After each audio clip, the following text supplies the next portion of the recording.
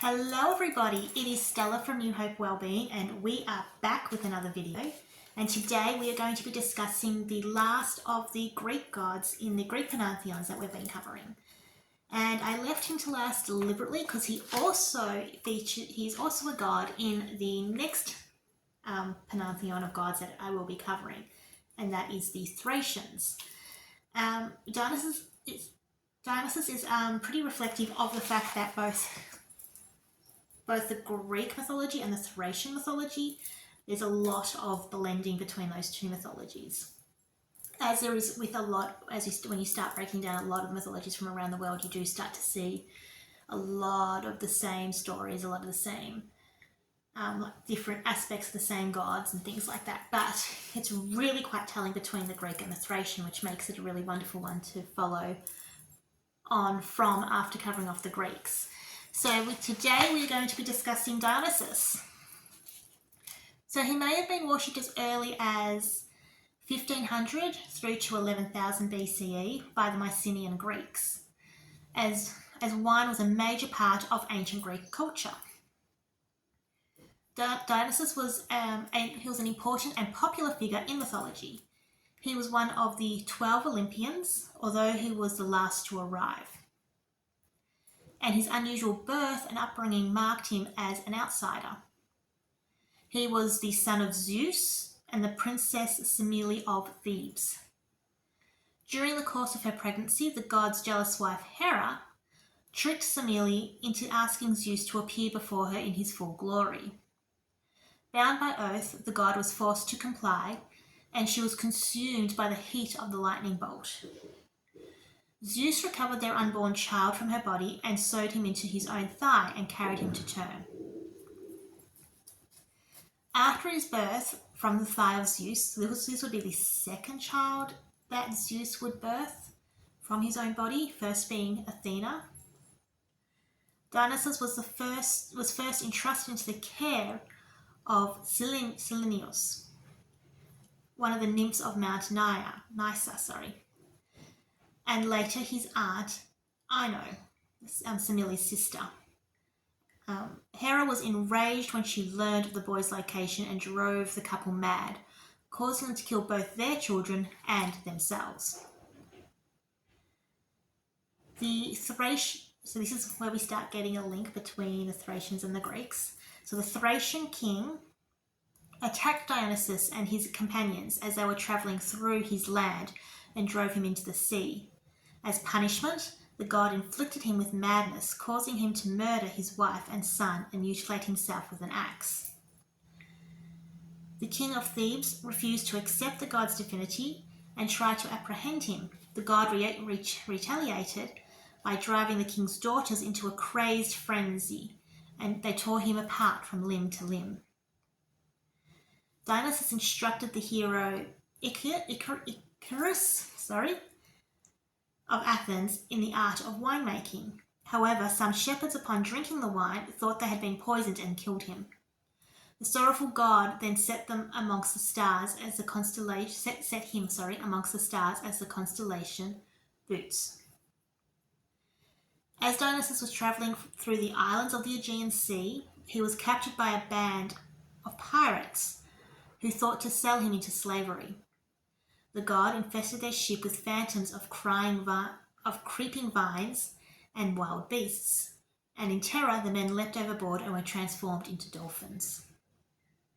He would go on to marry Adriana of Crete, whom he discovered abandoned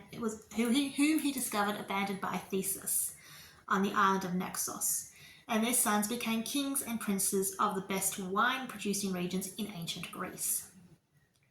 The god launched a campaign against the Indian nation in the farthest reaches of Asia, leading an army composed of the Maenads, demigods, and the Satyrs. He would then journey to the underworld to recover his mother and brought her to Olympus, where Zeus transformed her into the goddess Thyone. The inhabitants of Brizae in Laconia told a different story about his birth, while Cadmus heard they said that Semele was the mother of the son of Zeus, he put her and her child into a chest and threw them into the sea. The chest was carried by the wind and waves to the coast where Semele was found dead and was buried. But Dionysus was brought up by his aunt, who happened at the time to be on the island. For this reason afterwards, this island was then called the Garden of Dionysus. Now, the traditions about the education of Dionysus, as well as about the personages who undertook it, differ as well as his parentage and birthplace. And this, I think, could also come down to the fact that you have a melding of two different regions as well. So, besides the nymphs of Mount Nysa in Thrace, the muses,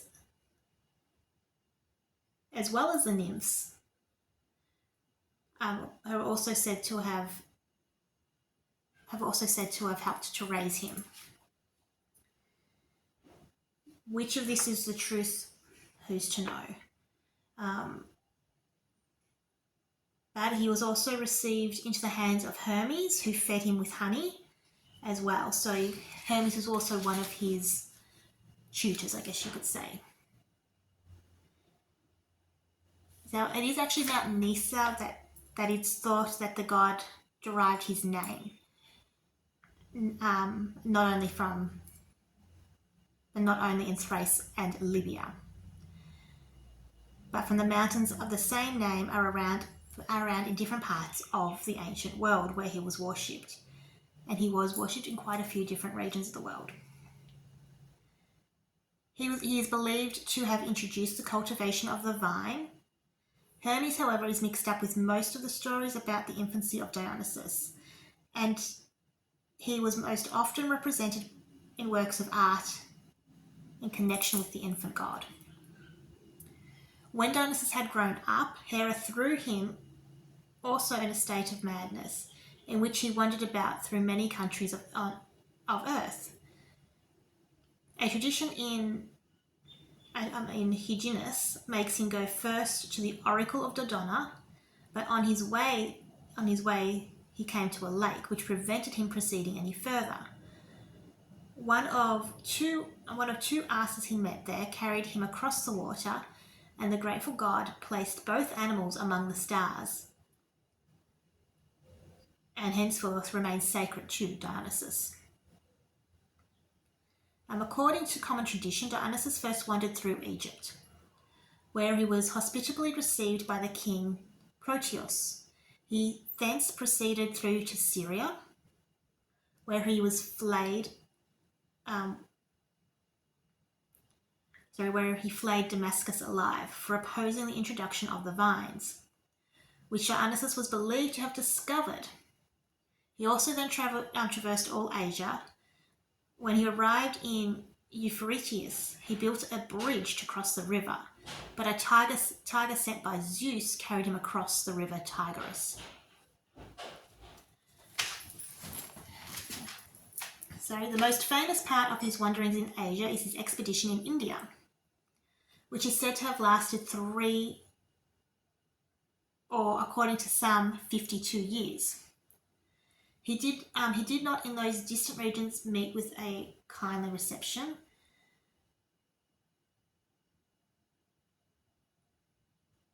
In fact, they all fought against him.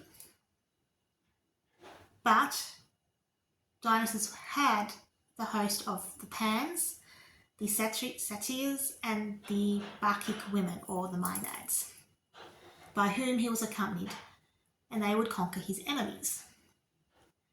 He taught the Indians the civilization of the vine and of the various fruits and the worship of the gods. He also founded towns among them and gave them laws. He left behind him pillars and monuments in the happy land which he had thus conquered and civilized, and the inhabitants worshipped him as a god. Dionysus also would visit Phrygia, sorry, I think I'm pronouncing that wrong, and the goddess Rhea, who purified him and taught him the mysteries.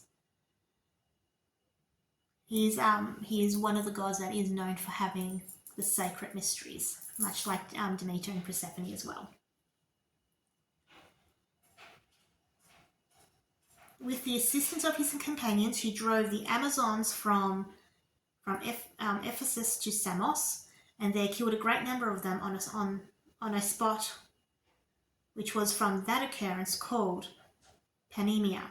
According to another legend, he unified the Amazons to fight against Kronos and the Titans, who had expelled Ammon from his dominions. He is even said to have gone to Iberia, which on leaving he entrusted to the government of Pan. On his passage through Thrace, he was ill received by the king and leaped into the sea to seek refuge with Thetis, whom he afterwards rewarded her kind reception with a golden urn, which was a present from Hepatitis. So all the host of his Maiaids and Satyrs who had accompanied him were taken prisoner by the Thracian king, but the women were soon set free again. The country of the Adonis thereupon ceased to bear fruit, and the Thracian king became mad and killed his own son, whom he mistook for a vine. He cut off his own legs, and in the belief that he was cutting down some of the vines, which, when this was done, his madness ceased, but the country still remained barren. And Dionysus declared that it would remain so till the king had died. The Adonis, in despair, took their king and put him in chains, and Dionysus had him torn to pieces by horses. After then proceeding through Thrace without meeting any further resistance, he returned to Thebes, where he had compelled the women to quit their houses and to celebrate the Bacchic festivals on Mount Citherion.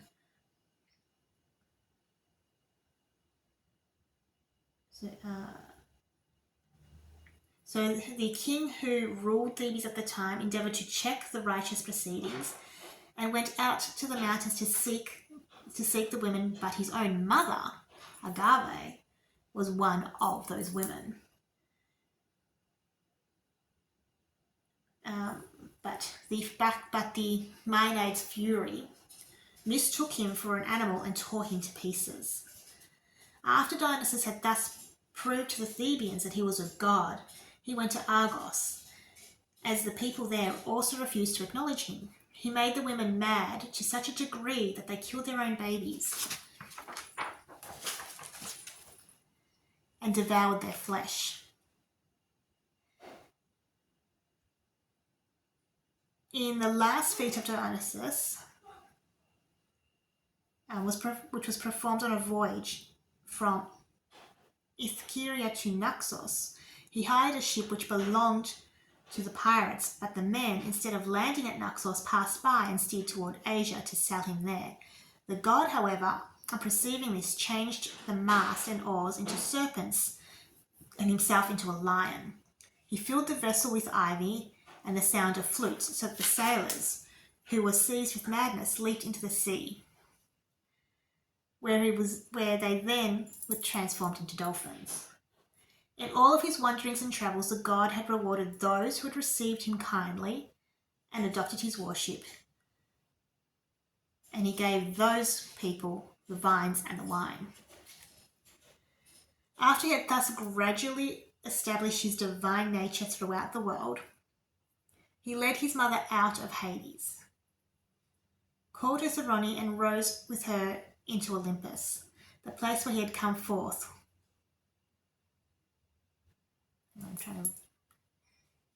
So it says, this is also a mystical story that the body of Dionysus was cut up and thrown into the cauldron by the Titans, and that he was restored and cured by Rhea or Demeter, which we're not too sure of.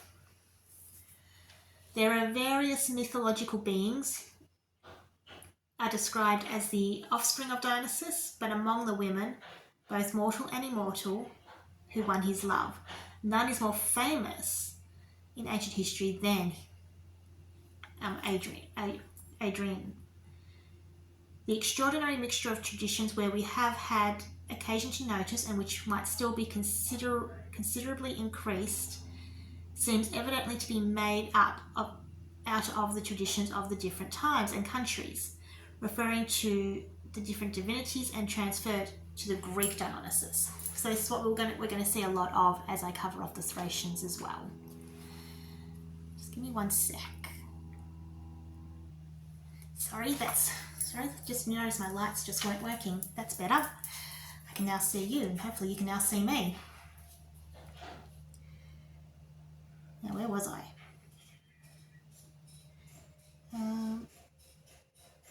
So as far as the nature and the origin of the god Dionysus is concerned, he appears in all traditions as a representative of some power of nature.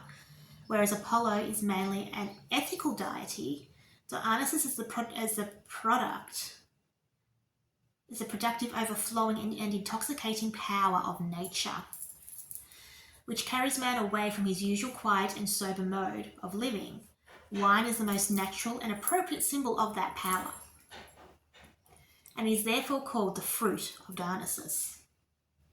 Dionysus is therefore the god of wine, the inventor and teacher of its cultivation, the giver of joy, and the dispenser of grief and sorrow.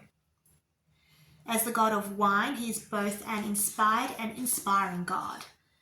That is, a god who has the power of revealing the future to man by oracles, and that he so it said that he did share in the Delphic oracles with Apollo, and then he himself was an oracle in Thrace. Now, as a prophetic power, it is always combined with the healing art. So Dionysus, like Apollo, cured diseases by revealing the remedies to the sufferers in their dreams. Hence, he is invoked to help against raging diseases. The notion of the idea of him being a cultivator and protector of the vine was easily extended to that of his being a protector of trees in general, which is alluded to in various epithets and surnames given to him by the poets. The character is further developed in the notion of his being the promoter of civilization, a lawgiver and a lover of peace. As the Greek drama had grown out of the choruses at the festivals of Dionysus. Let me just pause that. So sorry, I have the world's noisiest neighbours, and having them banging at the door just makes filming videos some days impossible. Anyway, where were we?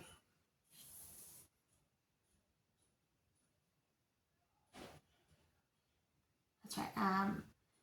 So the festival of Dionysus, he was regarded as the god of tragic art and as a protector of theatres. In later times, he was worshipped also as a theos synthenios, which may have arisen from his resemblance to Demeter, or have been the result of an amalgamation of Pythagorean and Lydian forms of worship from those in ancient Greece. The orgastic worship of Dionysus seems to have been first established in Thrace, and to have hence spread southward from there to Thebes, Naxos, and throughout Greece, Sicily, and Italy. Though some writers have said that it may have actually derived from Egypt. Again, who's to know? Respecting his festivals and the mode of their celebrations, and especially the suppression of the worship at Rome. In the earliest times, the graces and the charities were the companions of Dionysus.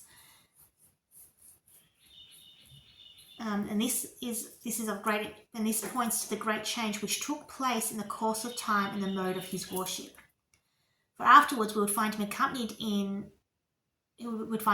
by the Maenads and the Pans, all of whom were represented in works of art as raging with madness or enthusiasm.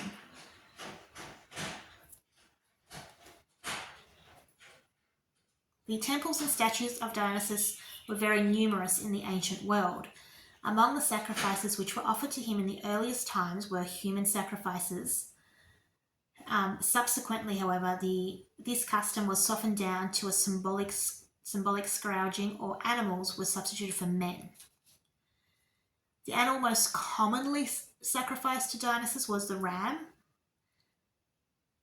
Among the things sacred to him were also obviously the ivy, the vine, the laurel, dolphins, serpents, tigers, lynx, panther, and us.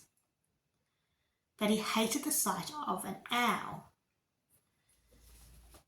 The earliest images of the god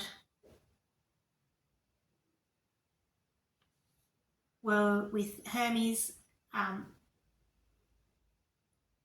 With Hermes as an infant.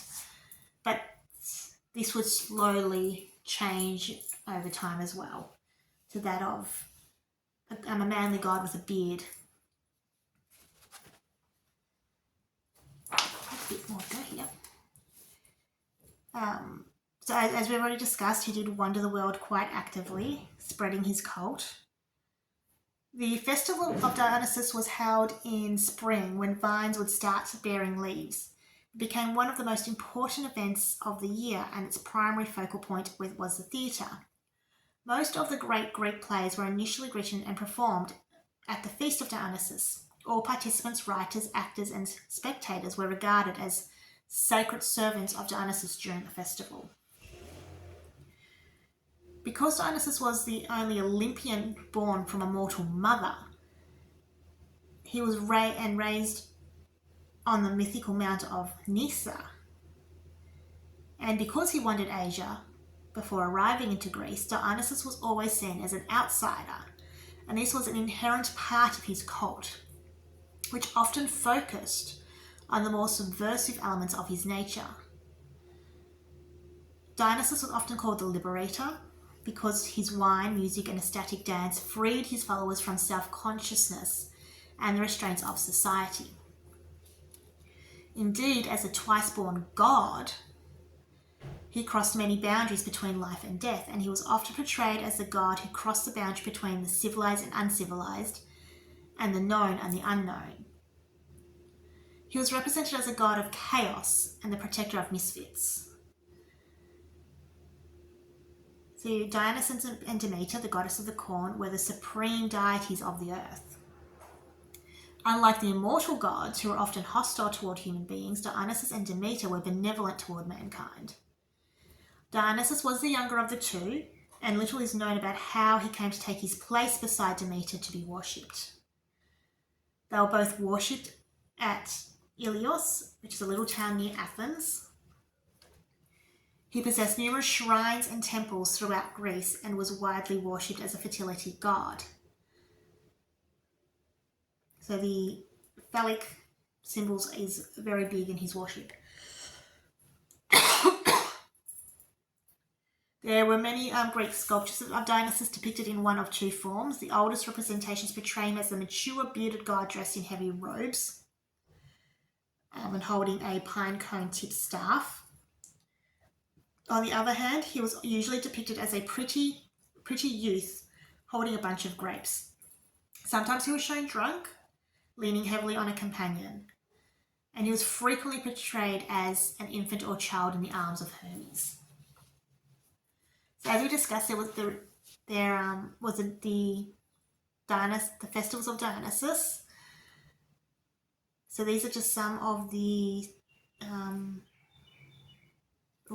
passages where I think they discuss some of the rites that were conducted. They had farmed out their ears to listen to every chorus in the land and run about all the dynastic festivals, never missing one, either in the towns or in the country's villages. So that was that one. So there were quite a few. So there were ones that were held in the city, there were ones that were held in like rural towns, in larger towns. So they pretty much were everywhere, these particular festivals. So he had actually quite a few, which is more than what a lot of the other gods did have. Now, much like Demeter, a lot of how the cult worshipped him is hidden in the mysteries.